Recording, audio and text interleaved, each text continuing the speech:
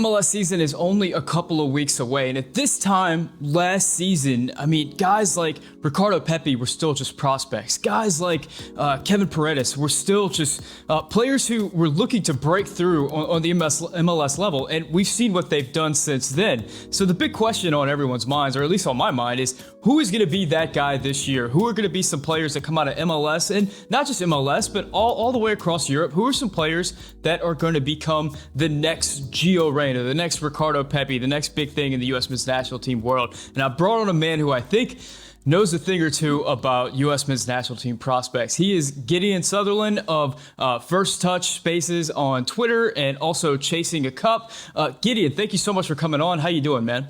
I'm doing good. How about yourself? I'm swimming in soccer content right now. I'm enjoying talking about the team as we have this kind of lull between World Cup qualifying windows where everything kind of slows down a little bit. So I want to jump right in. I know the big question on everyone's mind is like, who's going to be the next Christian Pulisic, the next Gio Reyna, the next Weston McKennie, the next teenager that really hits the ground running on the world stage, and we'll get there. But first, I want to talk about MLS because the season is just about to start. Now, I mentioned it in the intro. Prior to the last MLS season, guys like Ricardo Pepi were not, I mean, he was not expected to have like a big season for FC Dallas. I mean, they had a DP in the striker position. He was, maybe he would have got some minutes. Same thing with like Kevin Paredes. And there's a few players like that we could mention.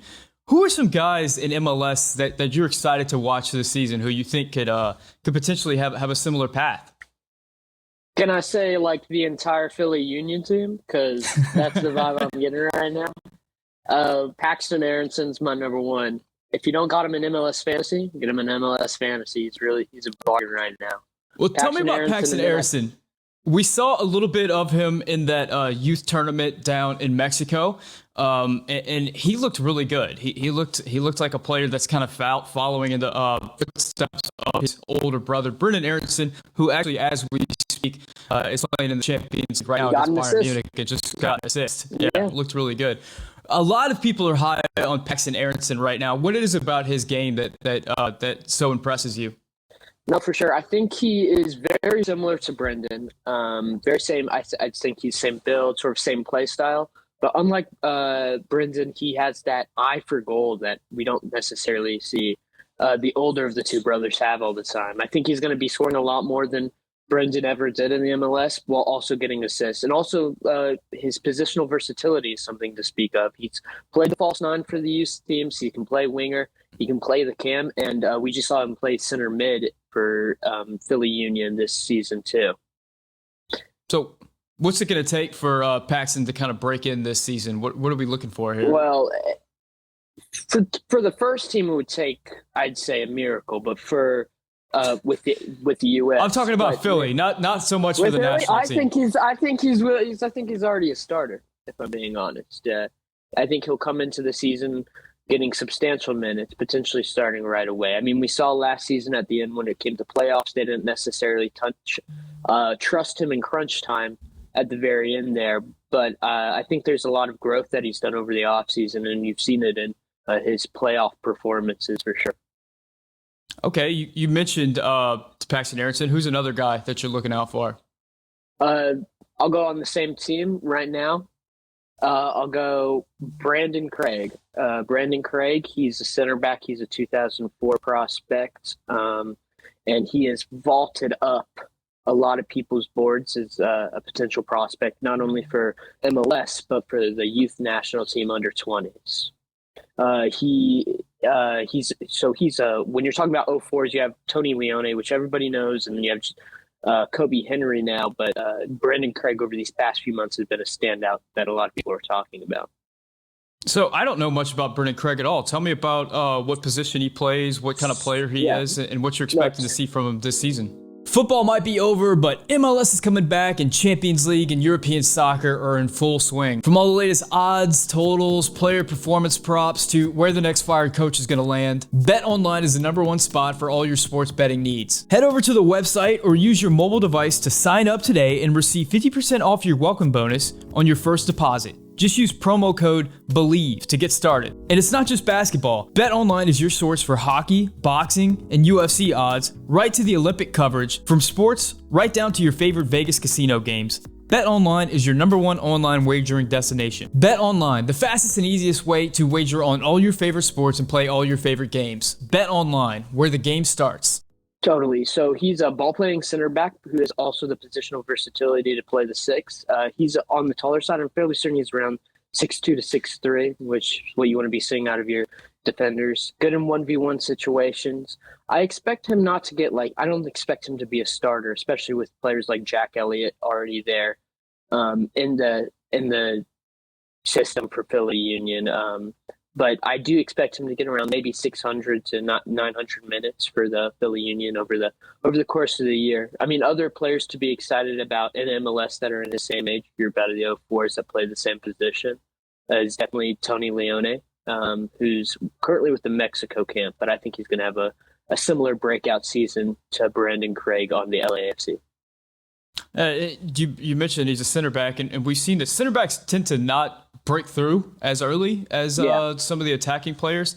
I know we just saw Justin Shea make that move from FC Dallas over to Hoffenheim, despite he kind of played right back for FC Dallas this season. Even Chris Richards didn't really play that much for Bayern Munich as a youth player, and then gets to move to Hoffenheim and has kind of slowly been brought in. I know that whenever we looked at that youth team, that U20 team that played in Mexico City in that tournament, center back was kind of an issue, kind of a question mark. Do you see some players? You just mentioned Craig, but do you see some other guys who is this a weakness for the national team moving forward? Or do you think there's some other guys who can fill that role? I think that was a weakness at the time. I think combined with the limited practice time and play time that they all got together, I think was a weakness at the time. But if we consider the emergence of Kobe Henry, who's already been with the national team and is now looking like he's going to go over to France in the summer after he turns 18 in April. And then you consider Jalen Neal is also looking to break through with LA Galaxy, and it looks like he's going to be doing that. And he's grown and he's matured a bit more in these past few months. And then the emergence of Brandon Craig, and then potentially us convincing Antonio Leone to come back from the Mexico national team to join us. I think it's our back line as a whole, especially with the reemergence of Mauricio Cuevas, is becoming more solidified going into the qualifiers this summer. You mentioned the LA Galaxy, and one thing I always find curious is, Southern California is just a hotbed for youth talent. If you look at the history of the national team, so many of the great players throughout the national team's history have come from Southern California. And LA Galaxy was one of those programs that was putting out a lot of players until recently. Recently, it's been Philadelphia Union. It's been FC Dallas. There's some other clubs out there who are throwing players in. But LA Galaxy seems like it would be a club that would be producing a lot of top-end prospects. But at least on the American side, now I know Julian Araujo elected to go with El Tri. So there is that. But what's going on with LA Galaxy? Why are we not seeing them produce players the way that Philly Union or FC Dallas have? To be honest, I personally don't know the intricacies behind it, but it comes with the assumption it's just not something that they're pursuing that well, in my opinion. I mean, you see the talent that's coming around, especially when you look at NoCal with San Jose. So with San Jose has one of the top 5 academies in the country right now, with standouts like Cruz Medina and others.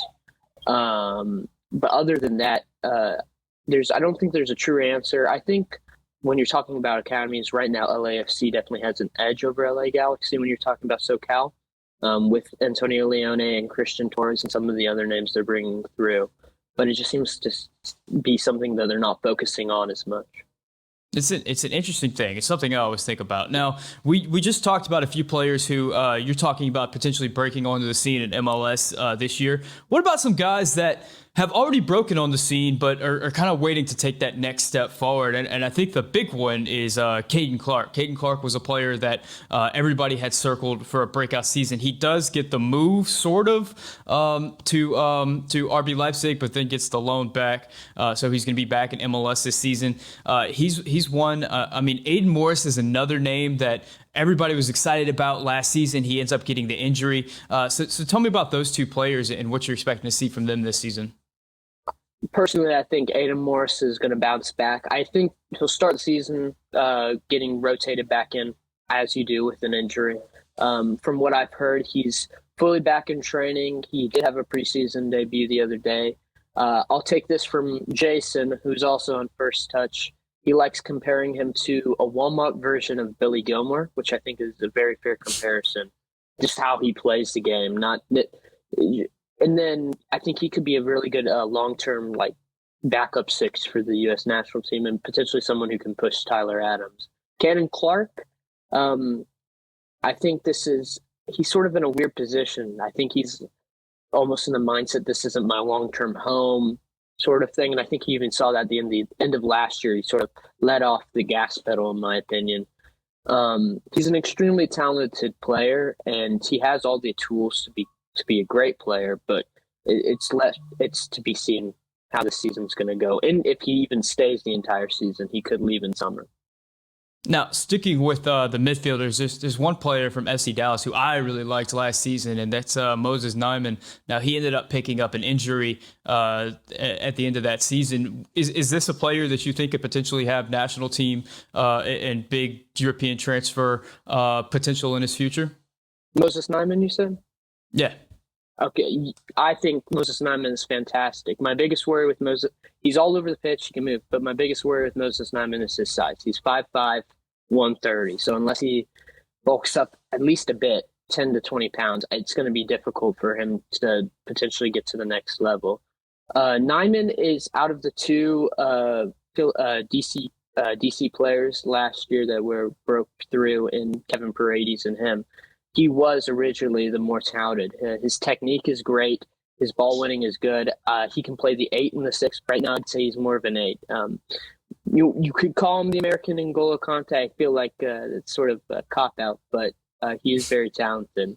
And I expect him to get substantial minutes this upcoming season and be an impact player for DC.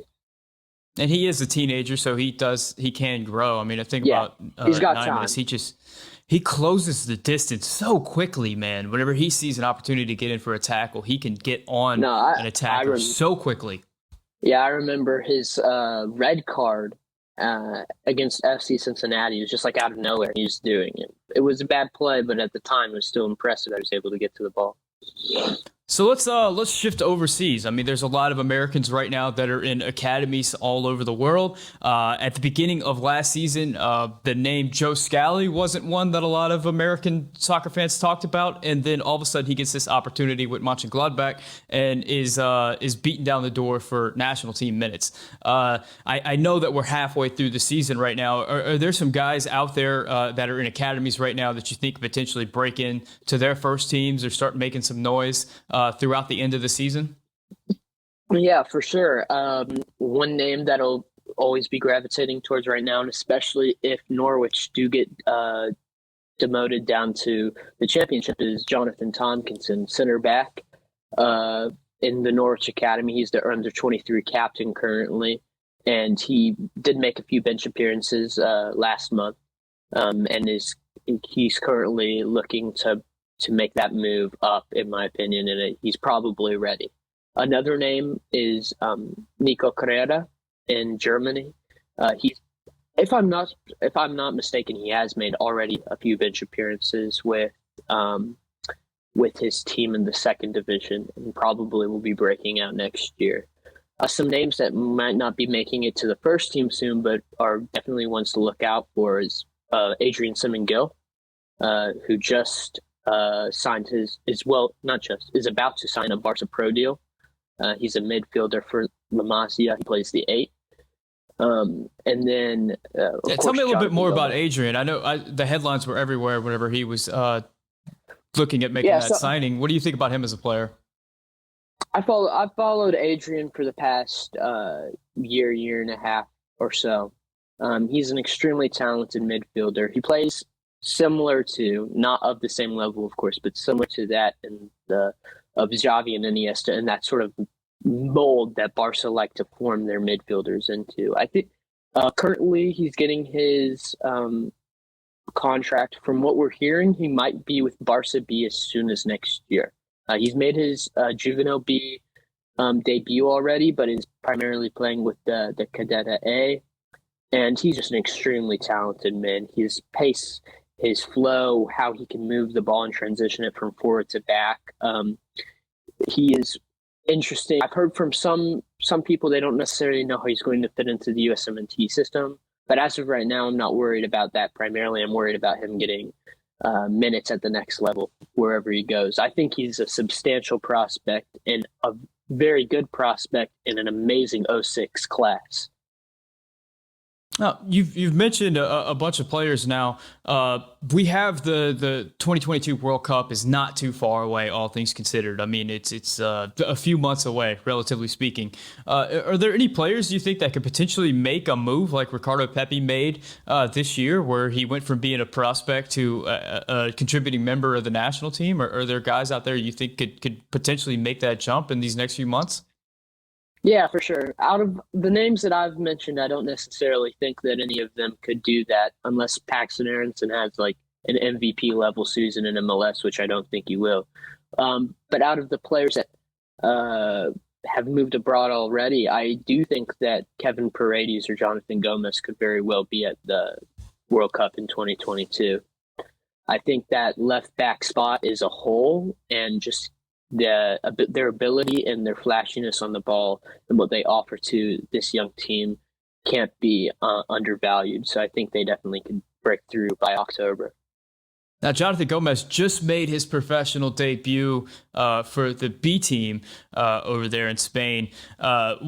I didn't watch the game. I read some reports saying he was great. Everything we know about Jonathan Gomez, he's great going forward. He's all over the pitch. There's some questions defensively. What is it about his game that you like so much and think could be that his ceiling is the national team? I think with Jonathan Gomez, as you said, offensively is just spectacular. He has the ability to find the pass, the ability to cross the ball, the ability to score when called upon. When you look at other players like George Bello and Sam Fines, I think they're very much question marks at that backup spot. And when you consider that Jonathan Gomez's biggest problem is defense, that's also what I would argue their biggest problems are. I wouldn't say that it's clear cut that Jonathan Gomez or Kevin Paredes could make it to the national team. I think that backup left back spot is going to be contested, and all of our backups are around the same level right now. Even though I have been impressed with George Bello's 2 appearances for Blyfield. True. Now, you mentioned the left back position as a position of need to win the national team, and that's absolutely true. The other big position of need is striker. Striker is a position that the U.S. has been looking to fill for some time now. Are there any strikers out there that excite you on any level for the U.S. men's national team? For the youth national team as of right now, I would say the Malik Sanogo excites me. He's training with the first team. He's a 17-year-old from Union Berlin. He's a dual net for 3 nations, Germany, ourselves, of course, and then I think it's the Ivory Coast, if I'm not mistaken. I could be wrong. But he's just a great, strong striker with the ability to outpace his opponents and score in all facets of ways. Some worrying things are potentially his hold-up play, but that's not something that we've grown accustomed to, I would say, with Daryl Dike and others. But as he grows and potentially breaks through with Union Berlin, he's one to keep an eye on for sure. Do you think he could potentially break through for the first team this season? With Union Berlin, I do expect him to get a few first-team appearances this year.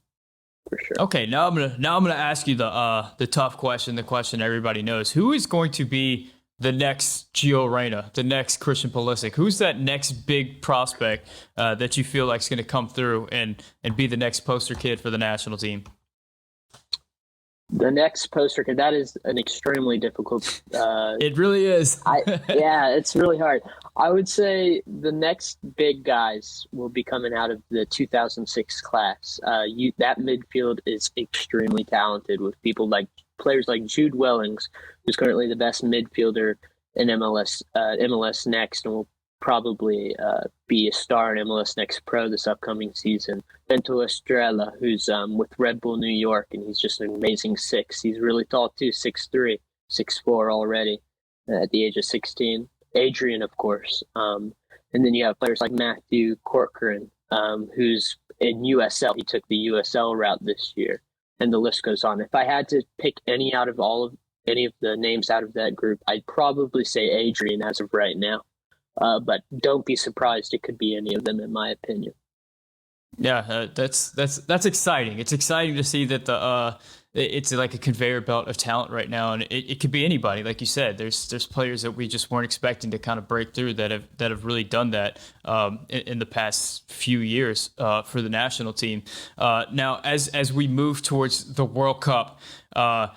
There are a few players who are on the younger side who are trying to break into this roster. I'm thinking of guys like Tanner Tessman and Jonathan Gomez and George Bello. Gabriel Salina is another one that is a young player that we just saw on the youth roster over in Mexico City and has been kind of a third goalkeeper. He's a player that is playing in MLS right now, but has already gotten discussion about potential transfers. What do you think about his game and his potential to make the World Cup squad in 2022?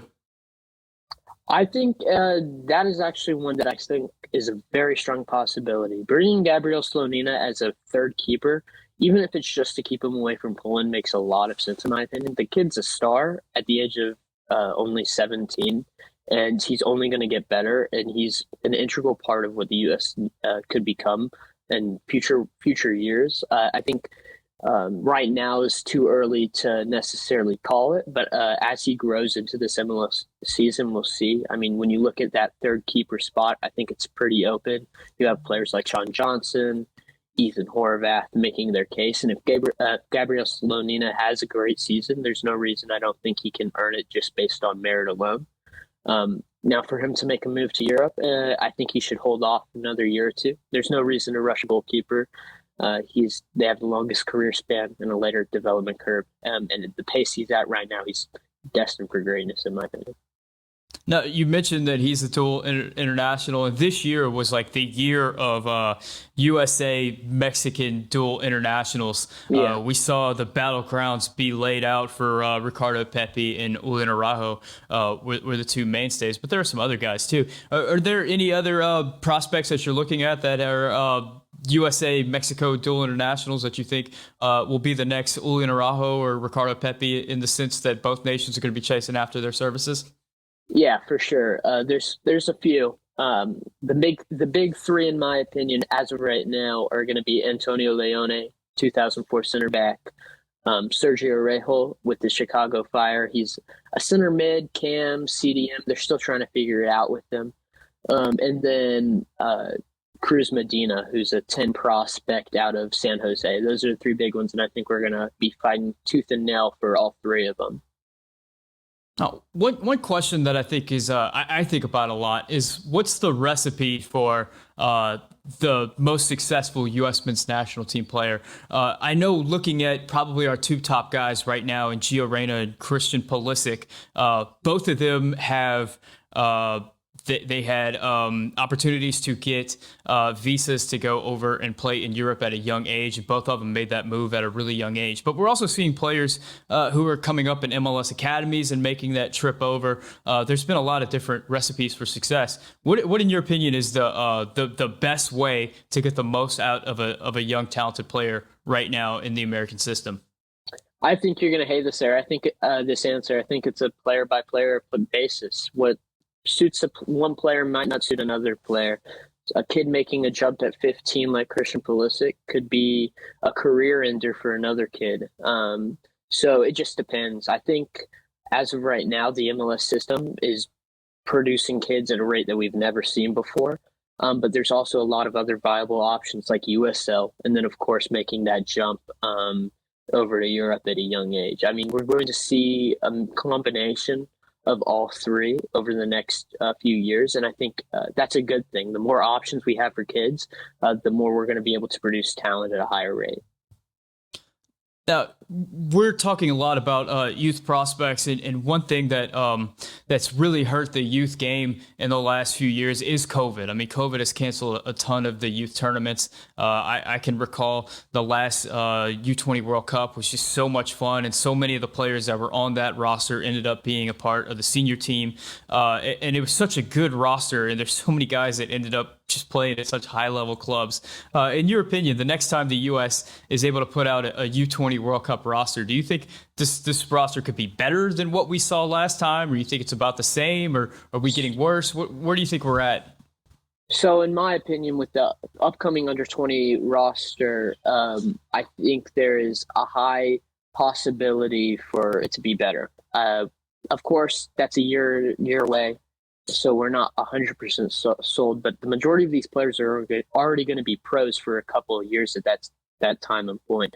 So taking that in consideration, and including like the stars of that team, like Paxton, Aaronson, like Justin Shea, like potentially even Kevin Paredes or Dante Sealy, they're all going to be experienced, tested. Some of them will probably even have pro minutes on the national team already, and I think overall we could go very far in that upcoming under-20 World Cup.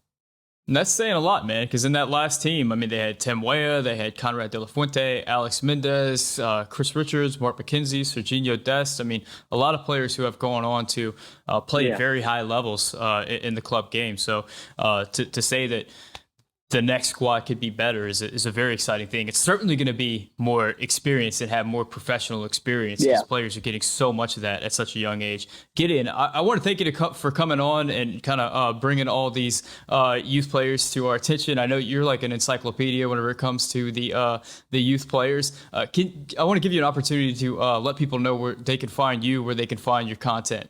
Yeah, no, totally. So you can find me on Twitter at Gideon Sub, and then of course we also host a Twitter space called First Touch. That's also a podcast right now at First Touch Space, and you can find the podcast First Touch on all platforms. If you want to read some articles, you can find me at ChasingACup. But I'd like to thank you, Sam, for having me on.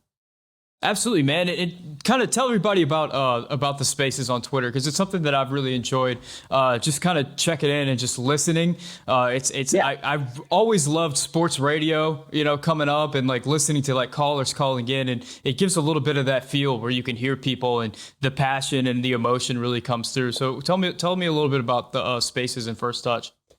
Yeah, no, for sure. We run Twitter spaces, I feel like almost every day now. It can range in time on how long they're going to take, but it's pretty much an open forum for soccer fans of all backgrounds. It doesn't have to be USMNT fans, but soccer fans in general, to share their opinions and have discussions with other soccer fans. Me, Jay, Jason, and Edgar all want to host a great environment and have a fun community where we get to discuss these things, and Twitter Spaces have allowed us to do that. Gideon, thank you so much for coming on and sharing your knowledge with all of us. Guys, thank you so much for watching. If you're still watching at this point, hit that subscribe button, hit that like button, do all that good stuff. Guys, for Gideon, my name is Sam, and this is the Yank Report brought to you by Bet Online.